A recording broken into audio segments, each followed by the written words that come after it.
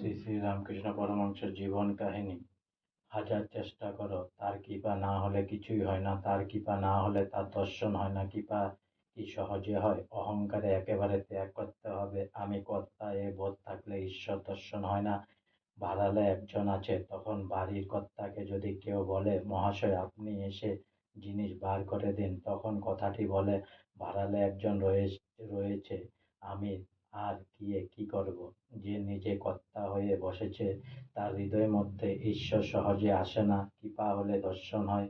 তিনি জ্ঞান সূর্য, তার একটি কিরণে এই জগতে জ্ঞানের আলো পড়েছে, তবে আমরা পরস্পরকে জানতে পারছি আর জগতে কত রকম বিদ্যা উপার্জন করছি। তার আলো যদি একবার তিনি নিজেই তার মুখের উপর ধরেন, তাহলে দর্শন লাভ হয়। সাজন সাহেব রাত্রে আঁধারে লণ্ঠন হাতে করে বেড়ায়, তার মুখ কেউ দেখতে পায় না, কিন্তু ওই আলোতে সে সকলের মুখ দেখতে পায়, আর সকলে পরস্পরের মুখ দেখতে পায়। যদি কেউ সাজনকে দেখতে চায়, তাহলে তাকে প্রার্থনা করতে হয়, বলতে হয়, সাহেব কৃপা করে একবার আলোটি নিজের মুখের উপর ফিরাও, তোমাকে একবার দেখি। আজকে আমার শ্রী শ্রী রামকৃষ্ণ পরমহংসের জীবন কাহিনী এখানেই সমাপ্ত হলো। তাই অনেক অনেক সাবস্ক্রাইব করুন, অনেক অনেক লাইক করুন, অনেক অনেক ভালো থাকুন, অনেক অনেক সুস্থ থাকুন, অনেক অনেক আনন্দে থাকুন, অনেক অনেক হেল্প করুন, আর সঙ্গে অনেক অনেক সাবস্ক্রাইব আর লাইক করে আমার চ্যানেলটি তাড়াতাড়ি মনিটাইজ করুন প্লিজ।